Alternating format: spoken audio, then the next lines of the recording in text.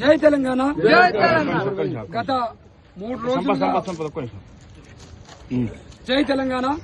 గత 3 రోజులుగా ఏదైతే రాష్ట్రంలో సెన్సేషన్ గా అవుతున్నటువంటి క్యాతంపల్లి మున్సిపాలిటీ పరిధిలో మరి బాలకృష్ణన్న గారి పైన ఒక ఉద్యమ నాయకుడి పైన కుట్రలు పన్ని ఈరోజు ఒక్క నాయకుడిని అరెస్టు చేయడానికి 500 మంది పోలీసులు మరి ఏకదాటిగా 2 రోజులు హైడ్రామా క్రియేట్ చేసి ఎట్టకేలకు నిన్న ఈ ఏదైతే ఈ మంత్రి ఉన్నాడో ఆయనకు పాలన చేతగాక మరి ఈ రోజు బీఆర్ఎస్ నాయకుల పైన దాడులు చేస్తూ కేవలం దౌర్జన్యాలతోనే ఆయన పబ్బం గడుపుతున్నటువంటి మంత్రి వివేక్ ఏదైతే మరి ఉద్యమ నాయకుడిని బాలకృష్ణన్న అరెస్టు చేసిరో దానికి నిరసనగా ఈరోజు రాష్ట్ర వ్యాప్తంగా కూడా మరి అన్ని జిల్లా కేంద్రాల్లో ఈరోజు దిగ్బంధం చేయడం జరిగింది. దానిలో భాగంగానే ఈరోజు చెన్నూరు నియోజకవర్గంలోని మా పార్పల్లి వద్ద మరి నేషనల్ హైవే మీద దిగ్బంధం చేయడం జరిగింది.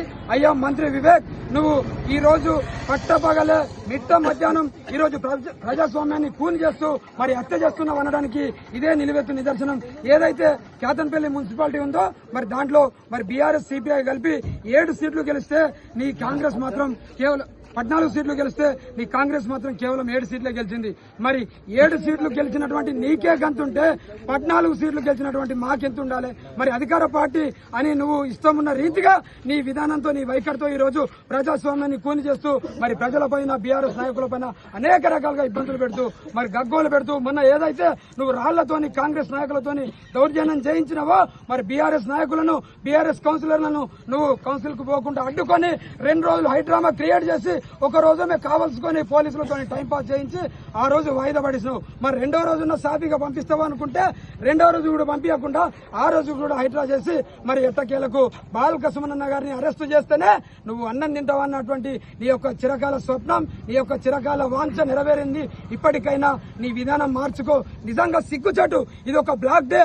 ఎందుకంటే మరి నిండు సభలో ఏదైతే కౌన్సిల్ ఉందో ఆ సభలో మంత్రి కావచ్చు, ఎంపీ కావచ్చు కూర్చొని సినిమా చూస్తున్నట్టు చూస్తూ బీఆర్ఎస్ మహిళా కౌన్సిలర్లు లొంగిపోకపోతే వాళ్లకు ఎంటీ చెక్కులు ఇచ్చి బ్లాంక్ చెక్కులు ఇచ్చి మీకు ఎంత కావాలో డబ్బులు అంత రాసుకోవాలని వాళ్ళని భయభ్రాంతులకు గురి చేసినా గానీ మా కేసీఆర్ గారి నాయకత్వమే శ్రీరామ రక్ష అని, మా బాలకృష్ణన్న నాయకత్వమే వాళ్లకు శ్రీరామ రక్ష అని బలంగా నమ్మి మీకు లొంగకపోతే మీరు మీ యొక్క కాంగ్రెస్ కౌన్సిలర్లు ఎవరైతే ఉన్నారో వాళ్లకు తప్ప తాగించి మీరు ఒక సినిమా చూసినట్టు చూసి వాళ్ళ పైన అనేక రకాలుగా ఇబ్బందులు పెడుతూ మరి ఒక కౌరవ సభలాగా నడిపించి ఈ రోజు మీరు ఆ సభలో ఉన్నా గనా మిమ్మల్ని మొరబెట్టుకున్నా కూడా మీరు వినిపించుకోకుండా ఈ రోజు నిజంగా ఈ యొక్క ప్రజాస్వామ్యానికి తూట్లు పట్టే విధంగా మీరు ప్రవర్తించినటువంటి విధానాన్ని ఈ సమాజం మొత్తం గమనిస్తుంది.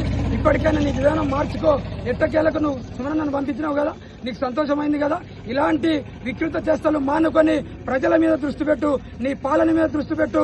లేకపోతే నువ్వు తప్పకుండా ఈ ప్రజాక్షేత్రంలో నిన్ను నగ్నంగా తిప్పేటువంటి రోజులు దగ్గరలో ఉన్నాయి. నీకు ఈ ప్రజలే బుద్ధి చెప్తారని తెలియజేస్తూ ఒక్క బాలకృష్ణన్న అరెస్టు చేసినావు. కానీ ఈ రోజు వందలాది బాలకృష్ణన్నలు, వందలాది ఉద్యమ నాయకులు ప్రతి గ్రామం నుండి పుట్టుకొస్తారు.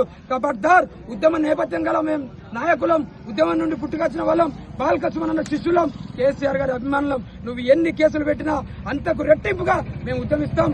మాది ప్రజల పక్షాన టీఆర్ఎస్ పార్టీగా బాలకృష్ణన్న అభిమానులుగా తప్పకుండా మేము పోరాడుతూనే ఉంటామని తెలియజేస్తూ ఇప్పటికైనా నీ విధానం మార్చుకొని ప్రజల మీద దృష్టి పెట్టాలని తెలియజేస్తూ జై తెలంగాణ, జై తెలంగాణ.